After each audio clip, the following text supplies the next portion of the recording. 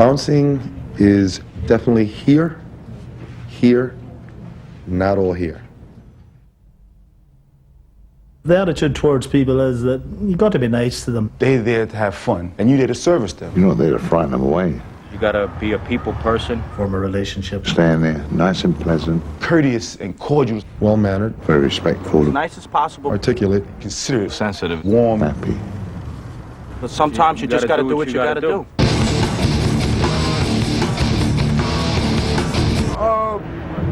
I try to be nice. You gotta do what you gotta do. We gotta do what we gotta do.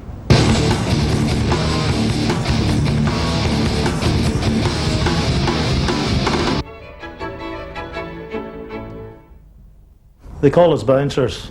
That's a pretty good name, really, because everybody knows what a bouncer is in the clubs and the pubs, and they know that they chuck her out. When people come up to me, they'll be like, "Excuse me, are you the bouncer?" I'm like, I look at them and I feel like telling them It makes something, you feel like but an yeah, idiot. makes you feel like an idiot, exactly. You just there stand you there go. like you're a pole. you Yeah. know? We're make you human feel like beings. an We're idiot. doing our job. We're here to keep the peace. Yep. And people's like, "Oh, you're the security man, the bouncer." Horrible. It's horrible. It's cheap. It's cheap and it's embarrassing. But the young kids today, they love it because they seem to think bouncer means tough guy. I'm very proud to be called a bouncer. It tells something about me. That's what I do. I toss people around. I've fucking gone to the clubs and knocked 3 and 4 guys out and boom, boom, boom, you know what I'm saying? Before you know it, everybody's down on the ground and shit, and I'm like, shit, that was quicker than saying hello. I wish if I had my way, I'd just go around smacking people I don't like, but it's not good for work. I hope and pray. I'm like, man, I hope this guy does something. I love to put my foot up his ass. If I could only sit there and hope that you cross the line.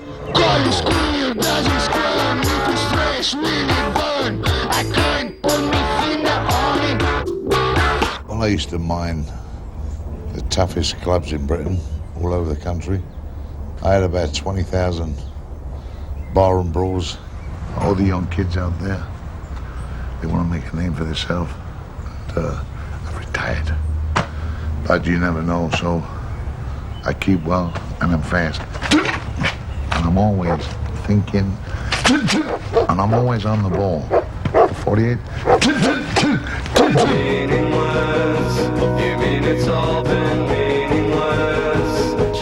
Everybody in the country knows me. When I'm driving along and I go, Lenny, I'll go, Bosh, #1. I'm Mike DeMeo. I'm Frank DeMeo. We're twin brothers. We've been bouncing for 12 years. Yeah, and everybody knows us as the Twin Bouncers. We're very known in the business. If people don't know us, they at least heard of us or seen us around. Yeah, everybody knows us.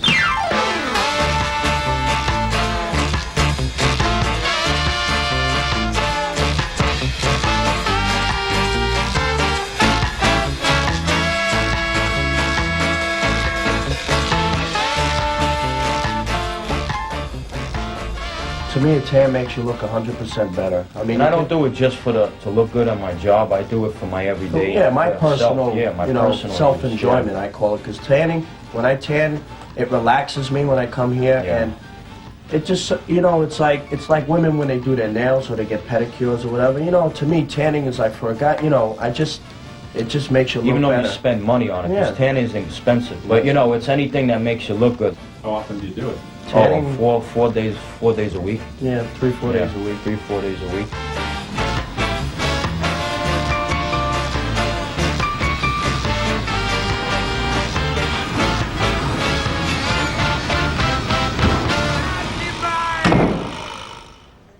Me and Oliver worked together, this other guy. So, anger and sorrow, they used to call us. Let you judge for yourself why they meant that. Which one were you? Anger.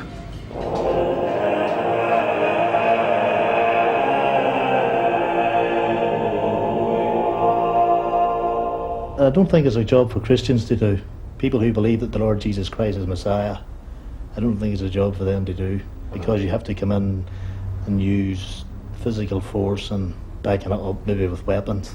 It's not, but I've done it, and in the long run I pay for it.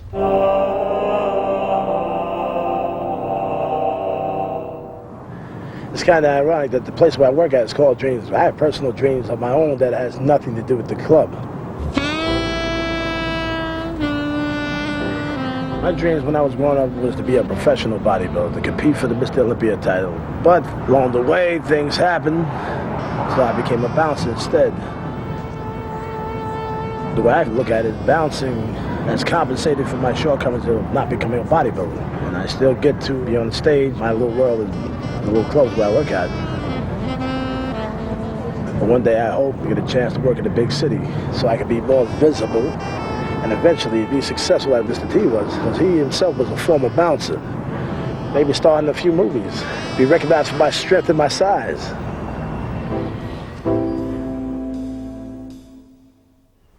All I've ever known all them years, all I've ever known is violence, violence, violence, violence, violence, violence. I fucking hate violence. I detest it. But I'd done it for 40 years or 30 years in the club world. But I'd done it to put food on the table. The average pay was $100 a night. It's terrible money. The average is £50 a night. Some people work up the road here in a club and they work from 9 o'clock at night till 6 in the morning for £70. My goodness, slave labour. The standard pay is $100 a shift, so there's obviously got to be some hidden loyalty or dedication, a sense of dedication to the job or to the craft. I like to do it, I'm not gonna lie to you, I like it. Yeah. There's some type of excitement around that keeps me in there, and it keeps me up with the times too, the music, and you know, it keeps me up like what's in, you know?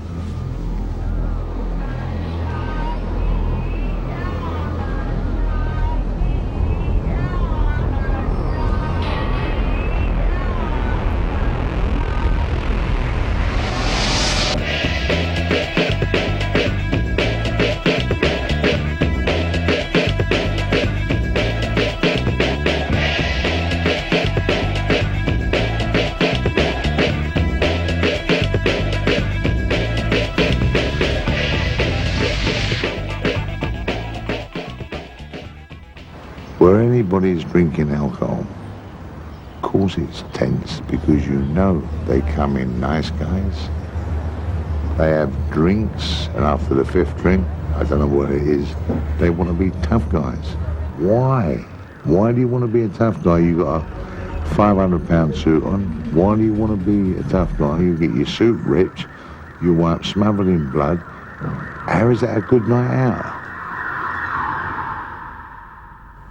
He put his teeth right in my back, and I was like, I felt excruciating pain because I felt him biting me. And then I just went over and I felt the hair, and I grabbed him down, I pulled him, and I started beating the shit out of him. And then after that, we threw them all out, but I made sure I messed them up before I threw them out. Bouncers are not primarily allowed to hit no one. We're only allowed to restrain someone and carry them out of the premises. That's it, bottom line. So someone who brings in emotions into the job is wrong.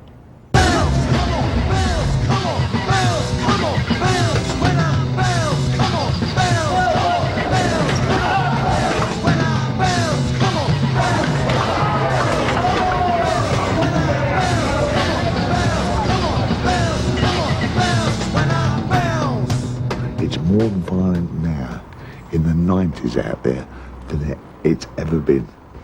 I love the violence. The violence is the best part of it. If there was no violence, then I wouldn't be bouncing. You know, I'd be fucking home picking flowers or something. After being there a couple of hours, you start to get tired when you're not doing anything. But the minute a fight comes about, man, it's like the adrenaline flows in there and you're fucking boom. When there's fights, I don't mind being there till 7, 8 o'clock in the morning. When there's nothing really happening, I don't want to be there. The violence is what keeps me motivated. Somebody asked me one time, how do you take a person out of the club? I says, quite easily. How's that? I says, unconscious. One shot in the jaw, and that's usually the end of the story.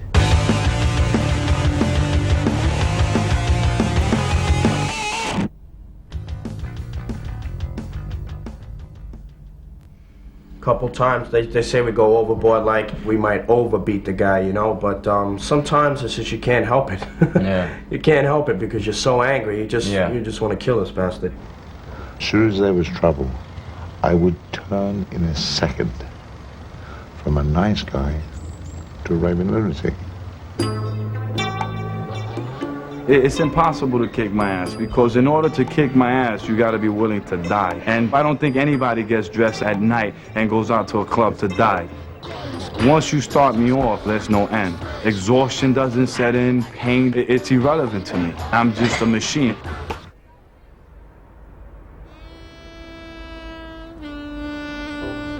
We're at Dreams International in Queens, New York.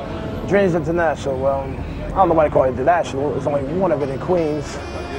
My job duties consist of me working at the door, frisking the patrons as they come in, and also searching the bags and also the purses of the dancers that, you know, work in this place. The most serious problem that I might encounter here at Dreams would be, you know, guys, they get, you know, they're drunk first of all. Then they want to go too far with the girls, like trying to penetrate their vagina, like sticking their finger up in their vagina. Try to pull out their penis and try to have sex with them actually on the floor. And I have to physically remove the guy from the premises right there on the site because that's against house rules. We don't really have any real life-threatening situations here. I would prefer to work in a city where I can really apply my skills as a bouncer. This place here is a little too calm and mild.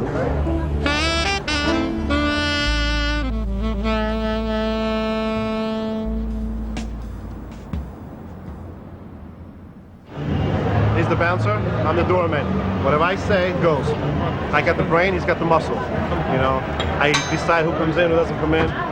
And if I say that somebody's not coming in and he's being stubborn with me, I step back and he steps in for me. King, I'm the doorman. I used to be a bouncer. The difference is you get a lot more perks. I get free clothes, women hitting on me, people throwing me tons of cash. When I was a bouncer, basically all you have to deal with is the idiots, the assholes you have to throw out.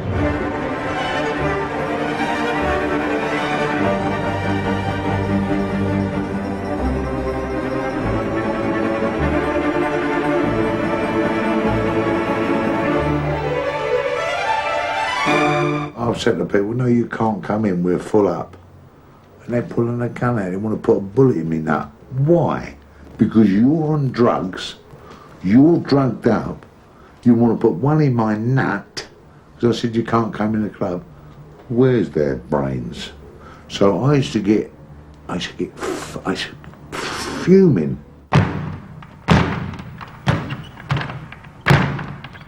When I was growing up and I didn't work in clubs, my motto was either I get a piece of ass or I'm gonna kick some ass. They were both just as equally satisfying for me. You know, I felt like, fuck it, I wrecked somebody, you know. Gave you bragging rights when you hung out with your boys and shit.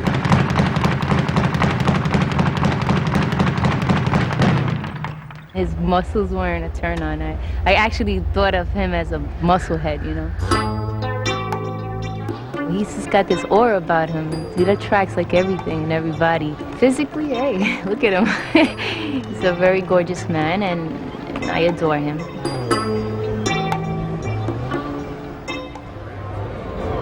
Every single person has a story on why they think they should be allowed in. I don't believe 90% of them.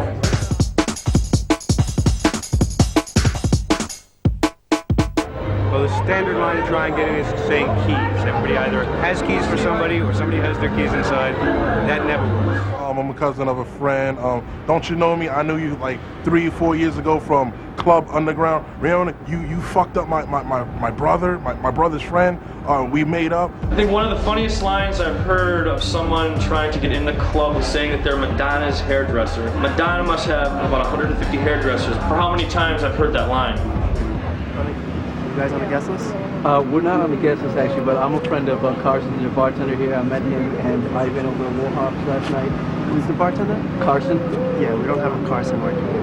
There's no Carson working as a bartender? No. So we just met this guy who was lying to us last night? I don't know.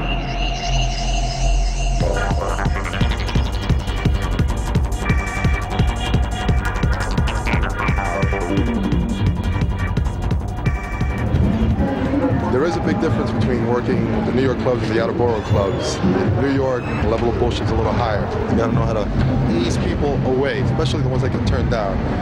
You're dealing with people's egos every day, so that's a hard thing to deal with. You have to be people orientated. You know, you have to like people, because people are always going to ask you questions. Where's the bathroom? Where's this? You know, I mean, it don't take a genius to do it, you know, but people think of bouncers as these big lugs, and the truth is that there's much more to the job. They shape the image of the nightclub.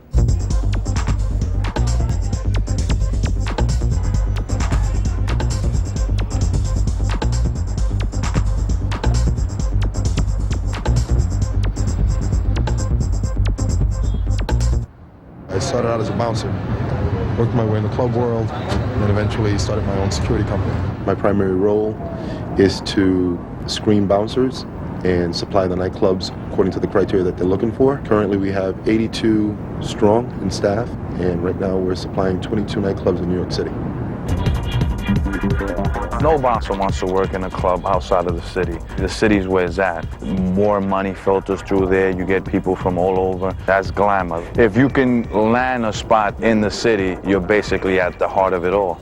One of the main clubs that I handle right now is Chaos. It's like one of the most elite clubs in New York City. They have a very stiff door policy. That's why they need good security. We're looking for a few good men that'll hopefully fit the agenda and the criteria that Chaos is looking for. I was looking through the want ad section in the Village Voice newspaper, and I came across this offering about a job working at this club called Chaos in New York City. From what I heard, it's a real big club. It's multi-level, and it has a high clientele. And I'm nervous because this is a bigger club than what I'm used to working at, and I'm not quite sure that I have the necessary qualifications, the experience, size, and brains needed to go along, you know, with this position. If I get the job, I'll be able to do things that I wasn't able to do working at Dreams. I'll be able to do more for myself and my family. So this is very important to me.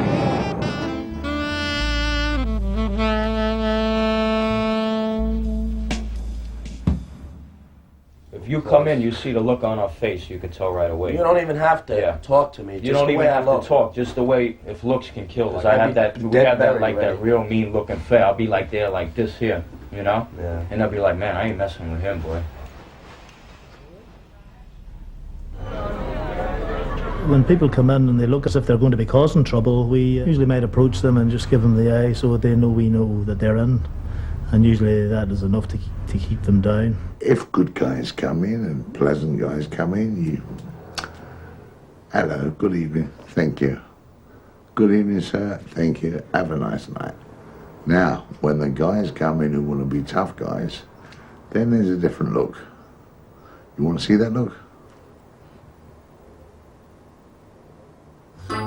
You see me at the gym, I'm like, oh, good morning, how are you? How was your day? And you're like, wow, he's such a nice guy. And I smiled, showing teeth, you know, hi, how are you? Oh, you look so beautiful. Well, I like your hair, I like your nails, and you compliment the guys, oh, you're doing great. But, you know, I can't take that to my night job. I don't want to show you my teeth. I'm afraid you want to knock them out. You know, a lot of people think I'm a tough guy because I have a really rough-looking face. I'm mean all the time, but I'm not.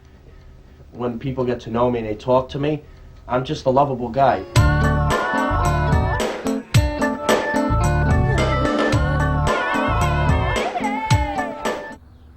When I'm working the door, you know, I watch the girls come in and I sometimes just like admire their makeup, you know. I look at them to see how they put their eyeliner or their mascara.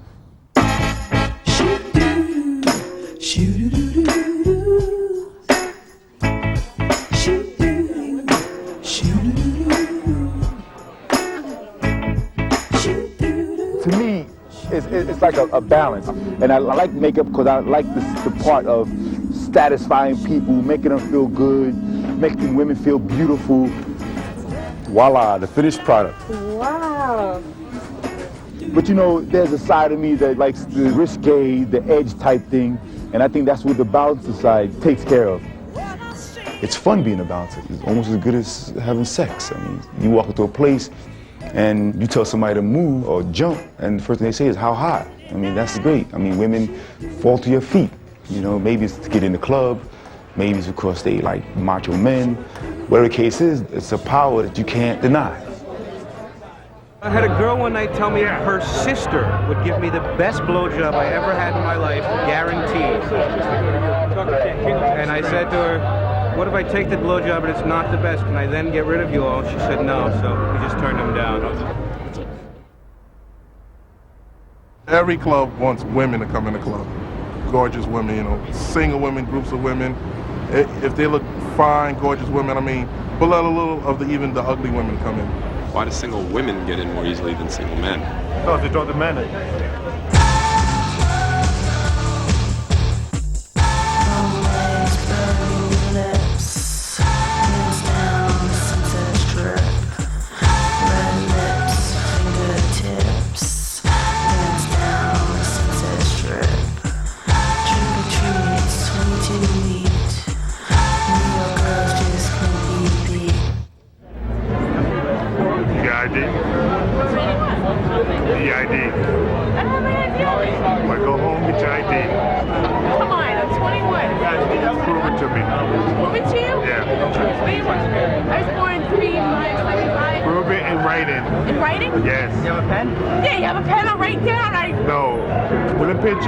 Stamp say that you're 21. I'm 21. Prove it.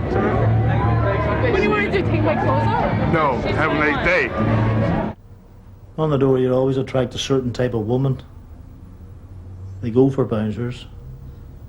Oh, they like the rough, tough image. That's why they go for doormen.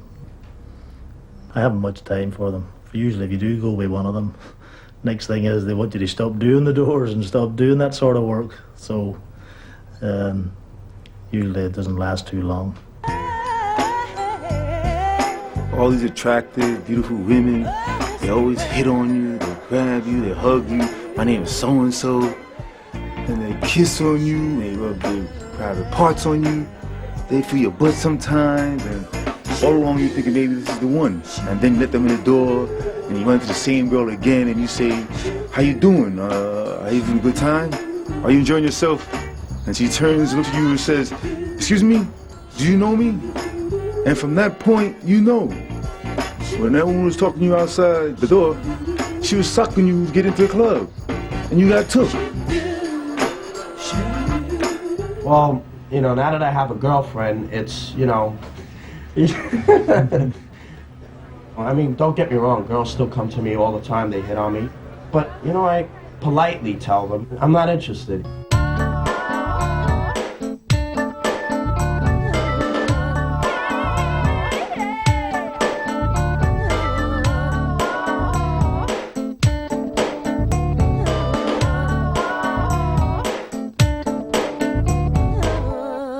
Girls come up, you know, and can we get in for nothing? Can we? No, you're not on the guest list. We go to bed with you. Or when? And I've done a few, and they was on the guest list for years. Then when they started sagging and getting older, they come off the guest list. If you was to do anything in a club, like say get a quickie or whatever, it's just to get your rocks off a 1, 2, 3 thing, you know? It's not like you're gonna spend 2 or 3 hours, you know, banging some chick in the soda room.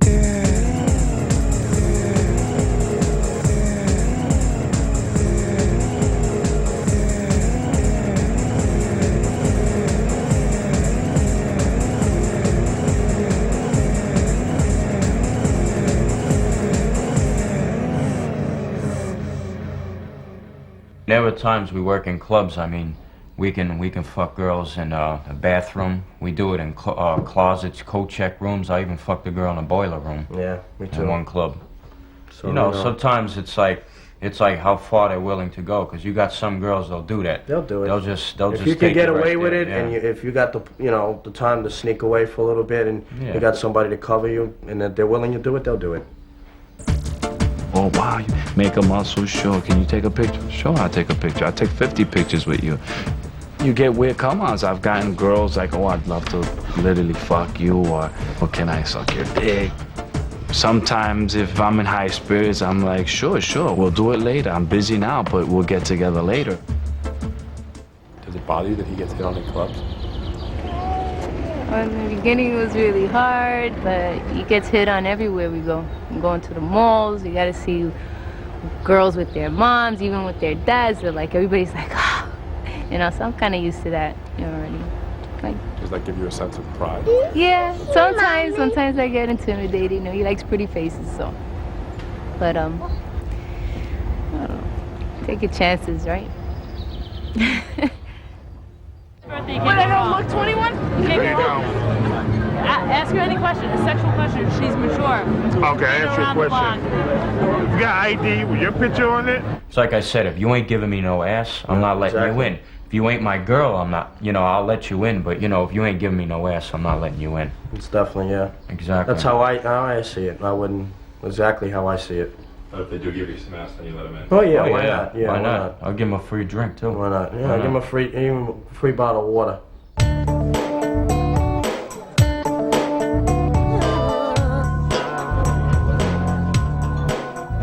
get to pick and choose who gets to come in, look for, flaming homosexuals, fabulous people, famous people, and fashion models. If you're a regular, if you're someone in the modeling scene, you're in.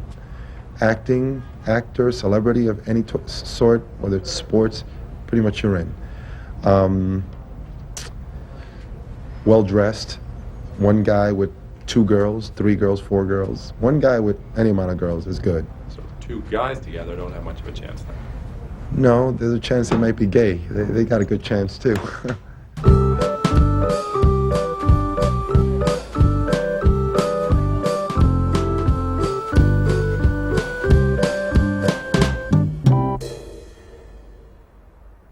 Gay crowd is pretty easy. These guys, there's not much testosterone flowing around them, so they pretty much, they know each other. They're not too masculine. They're more into like verbally downgrading each other, cunt, bitch, and fuck you, and who can come out with the prettier line. And they're easily intimidated, you know what I'm saying? Because they're basically like a little softer in terms of, their characters and stuff, so we really intimidate them. Even the big ones still feel somewhere along the line inside. They feel sensitive inside, so makes it easier for us to work when it's a gay crowd. Working in like a homo gay nightclub, it's interesting because it's like working at a Mardi Gras, and it's like you see all these people in these exotic outfits.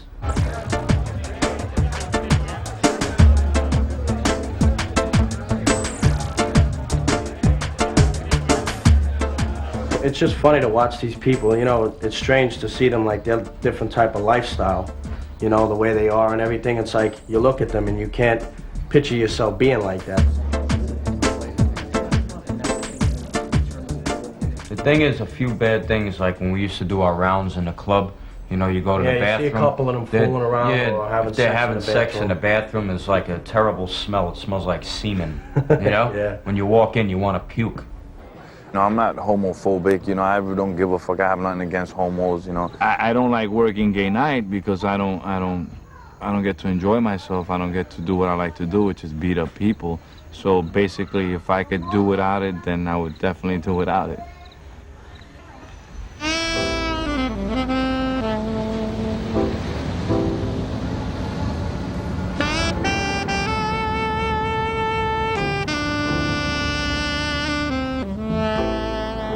My mother's my best friend. She's my advisor. She taught me a lot. In fact, she raised me, so, owe a lot to my mother. I bought him his first pair of barbells when he was 12. As a matter of fact, I still have them in my possession. And he has several books on bodybuilders like Lou Ferrigno. I didn't like it at the time. I really didn't. Because I told him it would be very hard for him to get shirts and clothes to fit him. But he said, Ma, I'll be making the money to buy these things, to have my special tailor to make them. I think he became a bouncer. I think he wanted his self, his image really to be exposed. His chest, his physique, his stature. He had to wear a special outfit, and like the shirts and the outfits that he had, would expose that masculinity. He was not interested much in bicycle riding. When I was young, the kids around my neighborhood used to call me nerd because, you know, I used to read a lot of books. And bodybuilding was an escape. I had an experience when I was in the 9th grade. I had bought myself a medallion for my birthday, a silver medallion. I was coming from school one day. 2 guys was waiting for me. They were older kids. One guy pulled out a knife, the other guy had a bottle, a broken bottle. And all my friends, so-called friends, deserted me. The guy on my right, he was able to snatch the medallion that I saved my hard-earned money for, from my allowance that my mother gave me. That day on, I promised myself it'll never happen again. It will never happen again.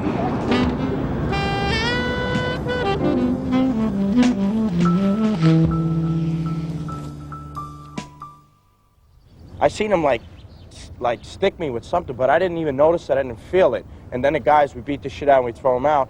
And then I felt the pain when I was walking inside, and I looked, there was blood. And what he did, he stabbed me with a letter opener. It wasn't actually a knife, but it was a letter opener. But it was a long letter, and he went fully in deep. He went fully in deep, and when I went to the hospital, the doctor put his finger inside the cut, because he was twirling it around. Nobody hits a fucking bouncer. Anybody hits one of us, we all beat him. Nobody touches us. I've been hurt a few times, just going to the hospital for stitches in my hands and my head. And I have a bullet hole in my leg. The bullet's still in there. I figured it didn't hurt to go in, so I didn't want it to hurt on the way out. You want to see some bullet holes? 2 bullet holes. You got them? Fingers twisted, discarding a screwdriver from a 250-pound man. I got 4 cuts on my back, and between the amount of stitches of each cut, I got 100 stitches. I got a stab wound here, right by my heart. Beaten with a club. Well, could say like a tire iron. Broke this hand 15 times. Scar, upper right shoulder. I got 2 stab wounds in my chest. You got pins in there and pins in there. Stabbed in the side, stabbed in the leg. Suffered 3 broken fingers. Been shot at. Thumb. Fractured elbow. Knives thrown at us. Bottle blasted. Dislocated shoulder. Bottles thrown at us. Left for dead. Kick dropped. Mobs coming to get us. Back bitten. Shot twice. Cars driven over the top of us. Head busted open. Petrol bombed. Punctured lung. Stabbed. Bludgeoned. Battered. Mangled. Mauled. And severed. But nothing really worth talking about. More and more clubs are demanding that bouncers be certified here in the States. Actually, it's been going on in England for quite a long time now, and it's been catching on.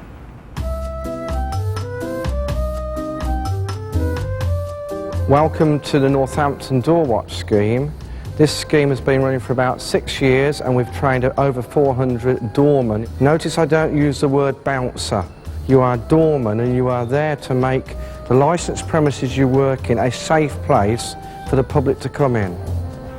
It is laughable, absolutely laughable. What they're doing, they're getting young kids, I don't know, out of offices, out of college. Then they're sending them to these programs where they're trying to learn someone how to restrain people. That is the biggest lot of cobblers I've ever heard in my whole life. I got certified. I don't have a record. I've gone to court. I've been charged with felonies, but I've been charged with 8 felonies. I beat them all in court. It's just, you know what it is, you just got to learn to stick to your story. Regardless whether you're guilty or not, they have 100 witnesses. You just got to stick to your story. I didn't do it. I don't know what you're talking about. I used to have a 2-finger ring. It was made of gold. It said Michael. And at the point, I had it specially made where it was like a spike. You know, like a point, and where I would actually beat up people that I crack their heads open when I hit them. And it cuts the skin open on the head. And when you fight with that, that's like hitting somebody with a knife. We beat up this kid one day, and it's like I put slashes to his head and a couple of gashes on his face. And that's considered a felony. It's pretty easy to get certified. It doesn't take a brain surgeon or a rocket scientist to get one. Pretty much go in, course, come out, you're certified. To me, it's stupid why they're not certifying me. It's really stupid. These kids you got on the door now with the badges, say to them, what does your mum do? Oh, she works in an office. What does your father do? Oh, he's in a cannon. How can they be tough guys? Anybody can be a doorman now, but in days gone by, your reputation and your ability and strength as a fighter come through, and that got you the job. The best one I ever heard was probably somebody came up to me one night and said, I have to change my brother's colostomy bag.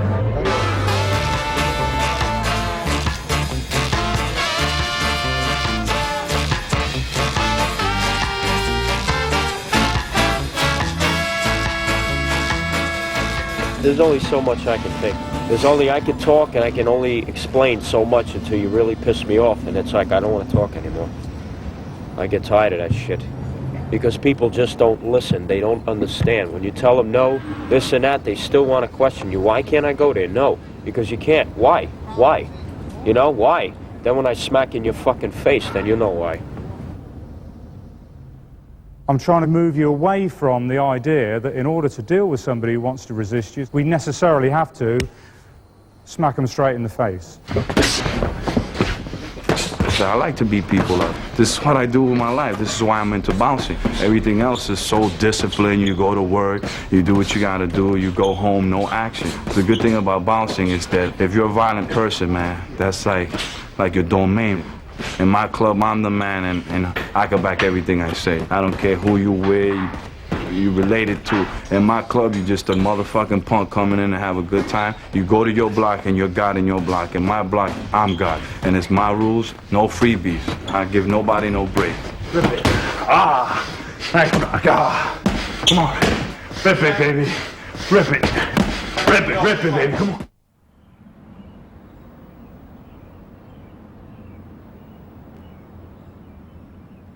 I'm not an aggressive bouncer. I am a peaceful man. I'm very considerate of people's feelings.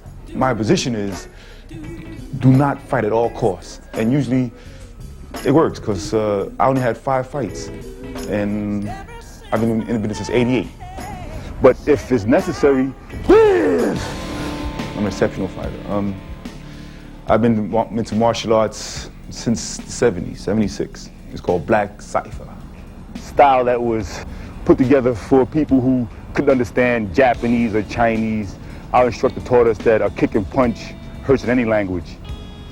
I've had situations where I fought, but I never had to use any death moves or attacks or anything like that.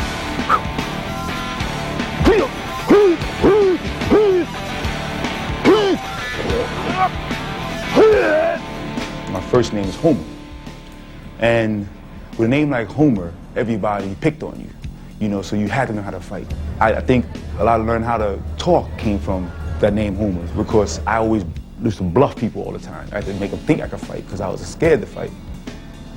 I'm very sensitive in a lot of ways. At one time I was apologizing for it, but I don't apologize for it anymore because that's who I am now.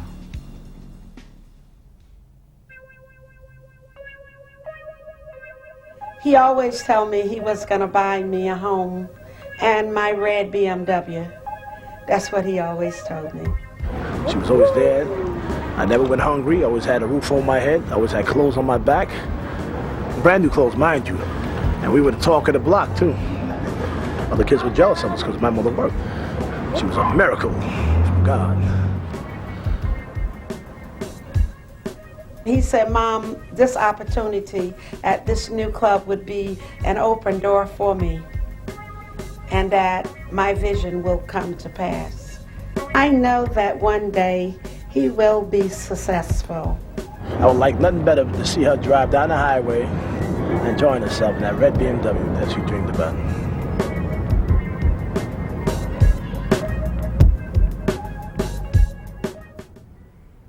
Let's have a look then at just what we call the escort position. It's take hold of the upper part of the arm using the hand that is closest to the person, and note that my fingers are on the inside of the arm here and the other hand takes hold of the lower part of the arm or the hand.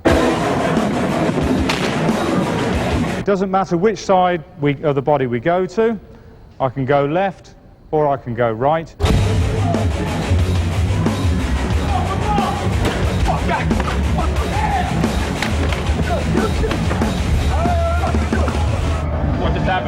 Well, a guy got crazy upstairs. You know, you can't do that shit in my house. This is my church. I'm God in here. You gotta do the right thing or you get thrown out exactly like that.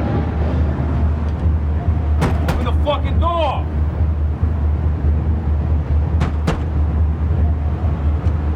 Open the door! It's a private party now. Private party for who? Huh? Private It's party. not for me to know, for you to read about in the paper tomorrow. Seriously, my buddy just called me, said he was inside. Again, I'm repeating myself. Last time, private party. Private party is like usually a nice way of like turning certain individuals like you can't come in because you know they look terrible, hair's all wild, discombobulated, look like Wile E. Coyote. Excuse me. Yo, why'd she go in? Because she's invited to the private party. Private. Just walked right in, you didn't know. She's invited to the private party. If we don't know them, they don't get in. You know, if they're a bunch of wise guys or tough guys, they want to come in and start trouble. Sometimes we do let them in for the hell of it, just to start a fight with them. We keep away? Guidos. Lots of Guidos. 5 gold chains is not going to get you in. There's no 5 gold chain minimum here.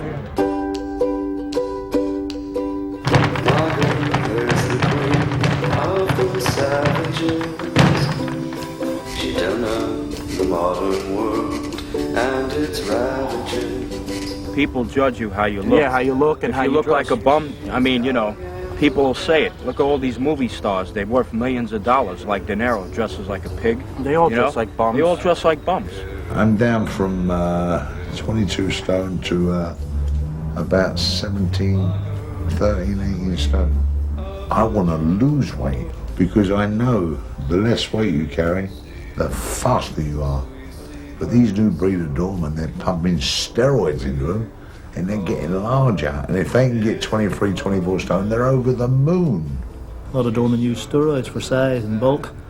I've done them myself in years gone by, and I've only done them because I was in competition and I needed body weight to compete against the likes of the competitors that I was competing against. People would say that affected me doing the door work. I'd say no, but then some people would say people on steroids are very short-fused and short-tempered. But I don't find that the case. I find that extra body weight did help when it came to pushing crowds of people about. I played around with them. I mean, I'm not a steady user. I mean, I'm not no junkie. We're not when steady I need that users. shit. I haven't took that in so long, you know. Well, size don't mean nothing to me anymore. Yeah. Because I'm in this game a long time. Our reputation speaks for itself. Yeah, I'm more of a boxer. It's all right looking good. What about if there's a fight? It takes them 3 weeks to put their hands up. The new breed of Doberman are what you call posers. They look good. But then when it goes off, where are they? In the corner, looking good.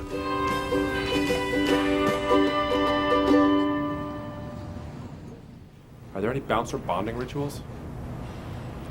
As a matter of fact, there is a specific greeting ritual that all of them use. It's a special hug amongst brothers in the business. That like not only shows our friendship, but shows like a little love. You know, like, you know, let's have a good night. You know, and we got each other's back and be safe. It's that automatically that half a shoulder, not the full embrace thing, you know, that's too personal. There's a modified version of the hug and mush type, you know, we just break it down and make it masculine. You don't want two big brothers hugging like little bitches and stuff. We would do this like that, like a hug.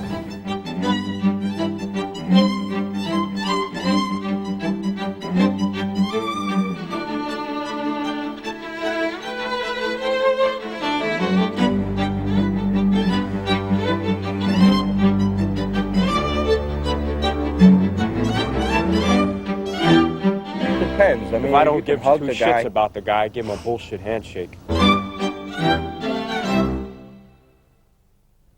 As I spear in with my knee, note that my toes are pointed backwards. If you in the crowd screaming loud, then bounce. If you in your Chevy, you just make it bounce. If you in the club, it don't need bounce. Before you down, smoke out, then bounce. If you in the crowd screaming loud, then bounce. If you're a count, I know what bounce, I can't bounce. If you want to get to alive, you gotta bounce, bounce. Fucking stick this up your ass, cocksucker. It would be nice if all bouncers were CPR certified in some sort of first aid course to be more concise. But reality is that they're not. How much first aid training do you have? None. Chap, some of the situations you may come across may involve some mouth-to-mouth resuscitation. Mouth-to-mouth resuscitation. Well, It may sound shitty or crappy, but, you know, I just wouldn't put my mouth on anybody's mouth unless it was like, you know, my family or something like that. I'm not just gonna like volunteer, excuse me, I'm coming through. No, I would definitely not do that. I could do without that. Look at the patient. They'll probably be on their back. Give them a good shout. Hello, can you hear me? I don't know if I'd be too keen on doing it, but I suppose if I liked the person or felt compassion for the person lying on the ground and having trouble breathing, I'd try and get them breathing. Hello? Can you hear me? Hello? Hello? Could you hear me? The most I ever did was just stop an how do you say it? Epilepsy or some shit. Yeah, on the train. This guy I just happened to have a metal object, and I remember they said that they'd try to swallow their tongue, and he just like going into a fit, so I put it in his mouth to at least calm him down. So he don't bite his tongue off. Yeah.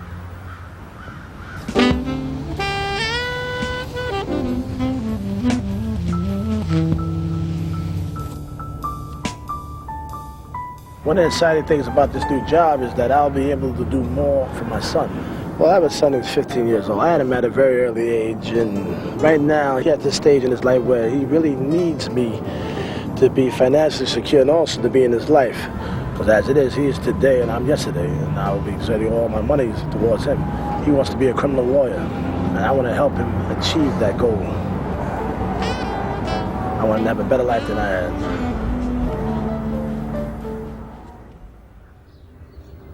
I consider my brother my best backup. Sometimes they don't want us working together because they feel like if somebody hurts my brother, I'll kill a guy. I always feel good when I work in a club with him.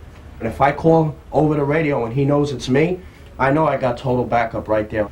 Sometimes we say things at the same time. Yeah. You know, when people say jinx. Yeah, like whenever we talk, we'll say it exactly the same time. It's It'll just be like, you guys ever make a record?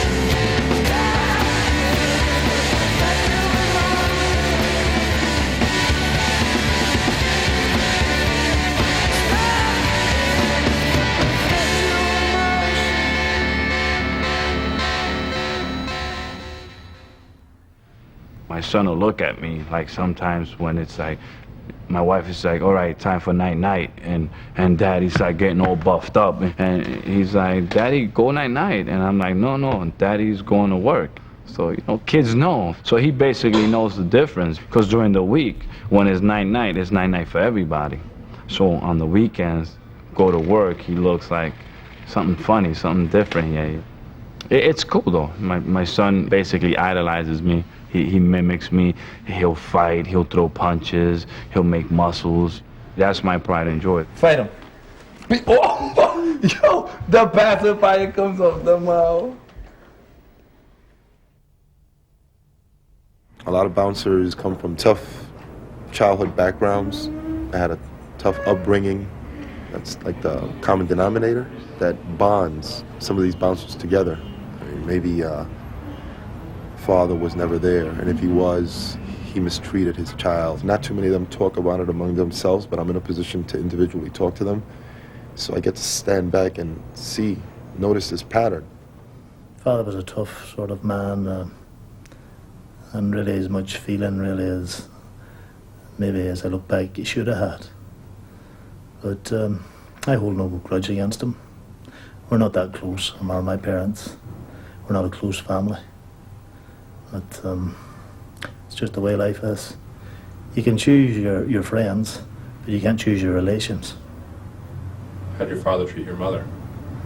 Oh, very good. My father treated my mother very good. They were very well on with each other. But the rest isn't that important. I forget those other things. Tough man. Too. Stubborn. That's where we get the toughness Yeah, from. definitely. My father was in the Marine Corps. He was in World War II. My father was a club fighter when he was younger. Yeah, he's a tough, very tough guy. Never knew my father. He sort of like abandoned us when I was about a year or two. I don't even have any recollections of him. And my mom was really strict. Actually, I'm the youngest of 7, so I take it that by the time I came about, my mom was pretty tired of raising kids, you know, and she didn't do a very good job with me. So at 14, I ran away from home. I sold drugs to an undercover, and I was sentenced to 3 to 15, which I served 2.5 years. And prison was basically the same, you know, it was just a home away from home. You know, you had to fight to survive. People pretty much, you know, knew who to mess with, who not to mess with. Fortunately, I've always been a thug at heart, so it was easy to see me coming. I was born probably a lovely kid. Then my father died when I was 4, and a stepfather moved in when I was 5. He broke my legs when I was 5, broke my jaw when I was 6, broke all my ribs when I was 7, bashed me right up until I was 12. I went to a Prue school to get away from him. I went out thieving and got nicked and went to Prue school. I went to a Borstal. I went to prison. And I was bashed as a kid by this evil stepfather. And then what happens, hate builds up inside you when you hate the world.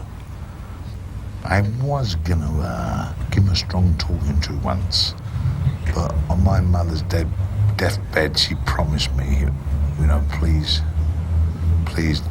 don't ever go at him. And I promised her I would never ever go at him. And I found out about 2 weeks ago he died. And I don't drink. I ain't drunk for 20 years. I had a shandy that night. I don't have a history of having a father, so that's one of the reasons why I want to be a great father and a good role model for my son. Yay! Say yay. Say yay for killing. Yay! Jordan, say yay for killing. Yay! All right, yeah. Say yay for hurting people. Yay! Is hurting people good? Yes. Yeah. When I'm 50, it's gonna be legal to just kill people for no reason. So you guys are gonna have it better than Daddy. Daddy only gets to beat them up, and he has to give them a break and let them live. I blow my top at times at the clubs, but I never bring it home to the degree that I take it on my wife. Once I walk in the door, it all stays behind me. There's a sudden comfort at home, you know. I look at my wife, I look at my kid, and it sort of like brings me down.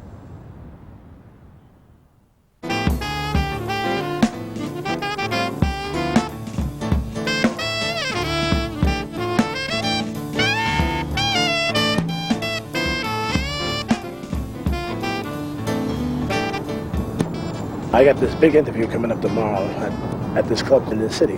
And I got the willies because this is a bigger club than I'm used to working at. And I don't know what to expect at the interview. I don't know what type of questions they will be thrown at me by the interviewers. And I really am quite nervous. I want to be in the best shape possible. So the interviewer, when he interviews me, he sees for himself that, hey, this guy's fit. This is the guy for the job. I would like to let him know that I gave it 100%.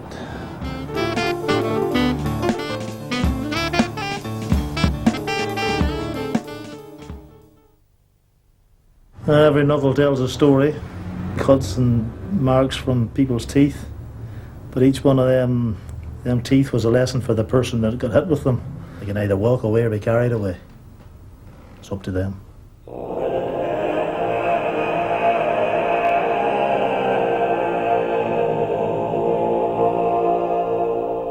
Jesus Christ was either the biggest liar that ever walked the face of the earth, or he was who he claimed to be. And everybody in this world has one opinion. He either is the liar, or he is God. As whenever God went down and confounded the men at the Tower of Babel, he said, let us go down and confound them. Let us make man in our own image. 3 in 1, a triune God.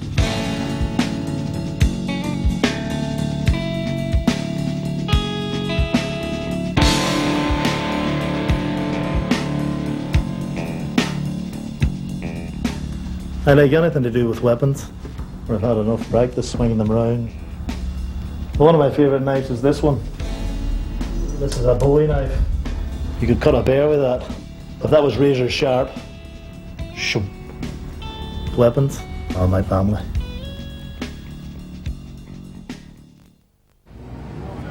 New York City, baby, ready for me because I'm coming up there like a tornado. I'm gonna tear it up.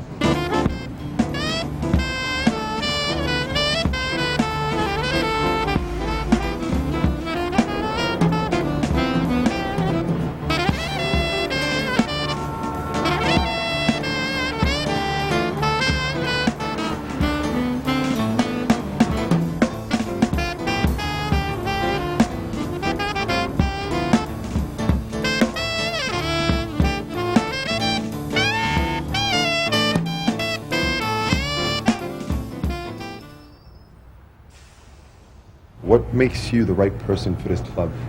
Well, I know how to deal with people. I had jobs lots of places, and I know how to talk to people. What's your worst experience you ever had at a club? Situation, person was in the bathroom, he was smoking the joint, asked him to put it out, he wouldn't do it. We got physical, and I had to get physical, and he had to leave. Right. And I was into that. Did what I had to do, and then I put him in the garbage can. And You put him in the what? Garbage can. In the garbage can? Yeah. What is the most physical you ever had to get? I'm twisting. So why are you right for this job? Why? Because when shit hits the fan, I'm the man to call. I always think about two things: the safety of my team and the safety of the patrons inside the club. That comes first above all. See two gentlemen arguing. You have backup, you have a radio. What's your initial approach at that?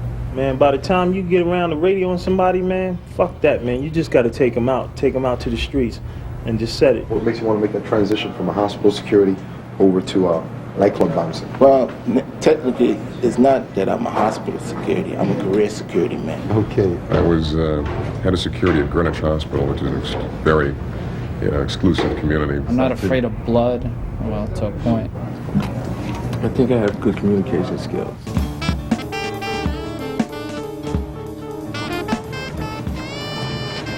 Nice to meet you. Pleasure. Have a seat. Just so you know, I'm his partner, Tommy Lee. Okay. Yeah, this is Prince. Okay, so just out of curiosity, why Prince? Well, you know, when I was young, I wanted to be a bodybuilder, right? And my idol at the time was Robbie Robinson. He was known as Black Prince. So Robbie Robinson. Some of my friends, you know, that kind of stuck with me from then. How many years you've been bouncing? I've been bouncing overall the last 10 years, actually. Really? And nightclubs. And I do, you know, personal bodyguard work. You know, I've been doing this for a while. You do personal bodyguard work? Yes. Where have you bodyguarded so far? Oh, well, not no real major names, but, you know, guys that own property. Like there's one guy, which I go with him when he goes to pick up rent, collect rent, or check on his property. He had a problem with some of the tenants, and now since I've been bodyguarding, you know, it's like, oh, he hasn't had any more problems. Gotcha. Let me give you a scenario question. Let's say you're working in a multi-level club and you're upstairs and you see two gentlemen arguing. You got a radio, you know, like so, and you feel like it's getting a little out of hand now. What's your first approach? My first approach would be I have a radio for backup. First of all, I would notify my team what's going on, and then I would step between the two people and try to seek a resolution. In a nutshell, what makes you the right person for this line of work? Hey man, I got the experience, and this is what I like doing. Okay, why? Why do you like doing this? Why? Well, I'm a night person, and I really, like being in clubs. And then I like, bottom line, it keeps me on my toes too, because I weight train, so and I also box. On that note, what kind of skills do you have? In regards to what? Physical skills, martial arts, boxing. Boxing, you know, I box. Box? Yeah. How much do you weigh? I weigh 286. Okay, I want to thank you for coming out today. You'll be getting a call from us Sunday at 4 o'clock sharp. Regardless, yay or nay, you'll be getting an answer from us. That'll be all. All right, thank you. Appreciate that, sir. See you soon. I think Prince has the potential to be a well-rounded bouncer. Has lots of potential, lots of raw potential. He has no exposure yet to Manhattan clubs, and there is a difference, unfortunately, between a Queens club and a Manhattan club, so I have somewhat reservations towards that. Oh, I think it went great. I mean, I didn't have really too much competition. I only counted like 3 guys. And I think that I was the best out of all the guys. I'm confident. I know I'm going to get picked.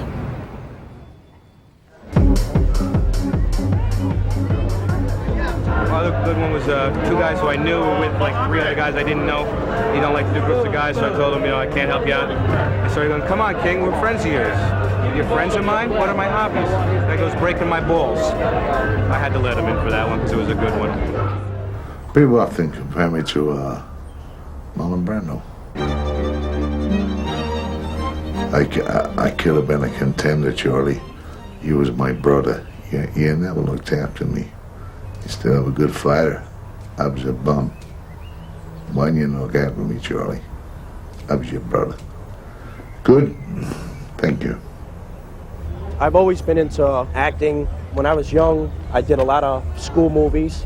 I've won a couple awards at a film festival and that they have in New York City here. I won a shot to go air on Good Morning America, but you know that died out because I was too nervous at the time. Did you ever study acting? No, I come from the street. Every day's an act. So I'm the professor. I did a movie in junior high school. It was called Superman, and because I had to look the part on the side and the whole thing, and Superman versus Godzilla. Excuse me. Have you heard me talk American? I'm from New York. I've been here 4.5 years. I love England. I love the Queen. I love Prince Diana. I love everybody. I'm from New York. This is a Stallone scrapbook. We've been collecting him since like '76 after Rocky came out. Yeah, it's like, you know, a lot of people say, ain't you getting too old for that? It's like I always say I'm gonna stop, but I don't. Every time I look in the paper, I see a new clipping. It's like I can't stop because one thing I like about Stallone, I always have, it's like I like, you know, a lot of people think he's a dummy. He's not. You know, and I like his lifestyle, the way he just like made the script of Rocky. You know, he made himself into somebody. He's not a stupid guy, Yeah. you know, he's very educated. He made himself into somebody, you know, so Very educated. that if he wasn't stupid, I don't think he can accomplish that. He also has like this intelligent but macho image, like when he's off camera too, you know? Like this sophisticated, like suave about him, you know? We were watching the filming of Rhinestone. Yeah. We were in Little Italy, and then we were getting up closer and closer. We even have pictures of it, like Tony Manurfo, his personal bodyguard. He was like, you know, I even have pictures of him snapping. You know, I was snapping away. He's like, get them guys away, you know, like he's telling the cops. We even And have then a he picture started- where he's pointing at us because he warned us like 3 times. And they have like the police barricades, and we kept like pushing the barricades closer and closer. And he kept like looking at us because he noticed the barricade. We were getting closer and closer, and the crowd was moving with us too. And then he's like, I keep telling you, this is the last time I'm going to tell you, because if not, I'm going to get the fucking cops. I'm going to have you off the set. I said, all right, all right, all right. And as he was telling me, I was just snapping away with the camera. So it was fun. Scary, but fun.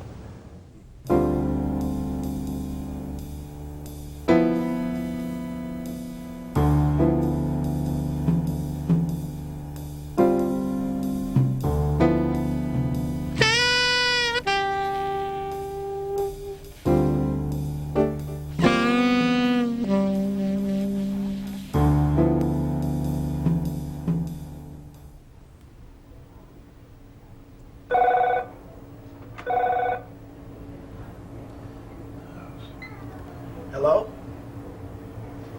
This is Prince. How you doing, Eric? Yes, I do. All right, thanks. Thanks a lot. Okay, I'll see you then. Thanks again, Eric. Bye. I got it!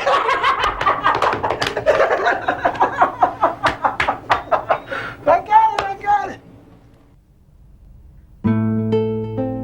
There's a race of men that don't fit in, a race that can't stand still. So they break the hearts of kith and kin, and they roam the world at will. They range the field, they rove the flood, and they climb the mountain crest. Theirs is the curse of the gypsy blood, and they don't know how to rest. If they just went straight, they might go far. They are strong and brave and true. But they're always tired of the things that are, and they want the strange and new. They say, could I find a proper groove, what a deep mark I would make. So they chop and change, and each fresh move is only a fresh mistake. He has failed, he has missed his chance, he has just done things by half. Life's been a jolly good joke of him, and now it is time to laugh. Ha ha, he is one of the legions lost, he was never meant to win. He's a rolling stone, and it's bred in the bone. He's a man who won't fit in.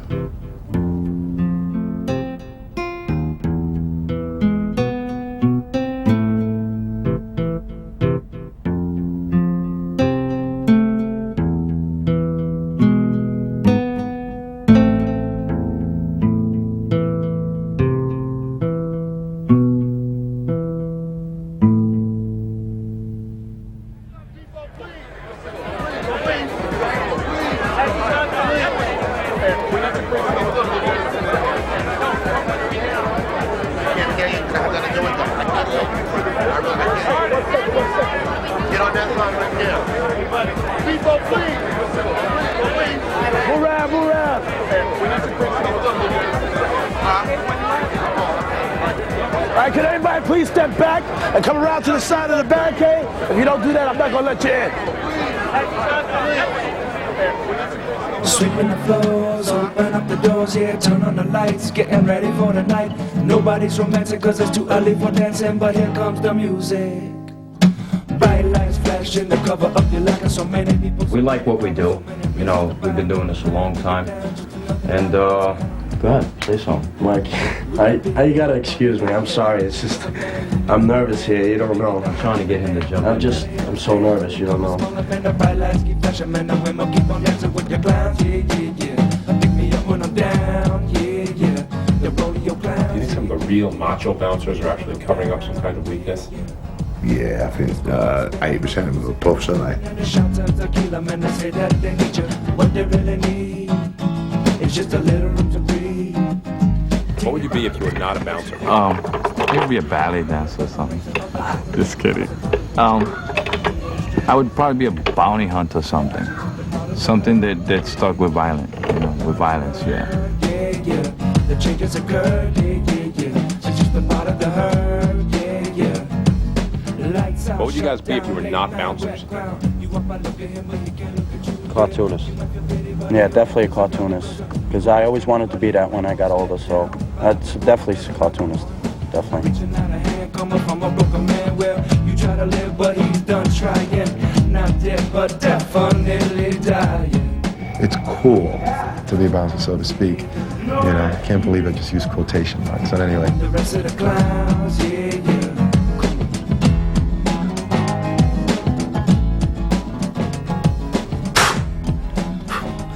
One more shot, kind of my angle peak.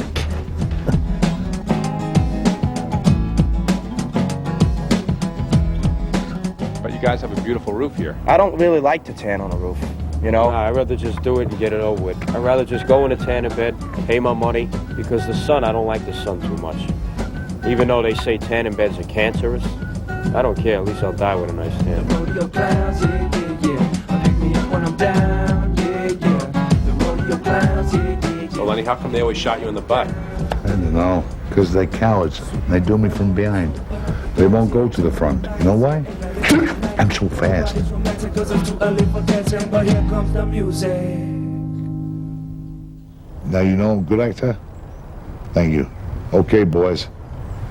Let's call it a day. If you in the crowd screaming loud, then bounce. If you in your Chevy hitting switches, make it bounce. If you're in the club acting dumb, then bounce. Grab a 40 ounce, smoke out, then bounce. If you in the crowd screaming loud, then bounce. If you're a count, I know a mountain check, bounce. If you want it dead or alive, you gotta bounce, bounce, bounce, bounce, bounce, bounce. So let me announce who got you moving. Moving every bodily function with confusion. Confusion, side of illusion makes me ill. Like Roger Cal in these rhymes that you feel. Feel the wall shaking in your house when we bounce. Bounce like rubbing the liquor and chilling out. Out of luck, out of time, now that ass is mine. Mine to dance with the spit lines over cheap wine. So shake it, don't break it.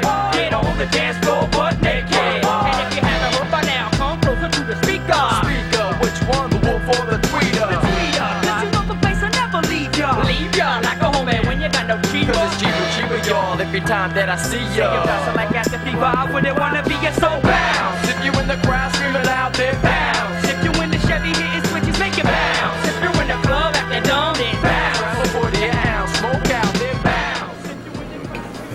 Here you go, puppy. You're not biting me yet. You too little. I'll teach you. You gotta bounce, bounce.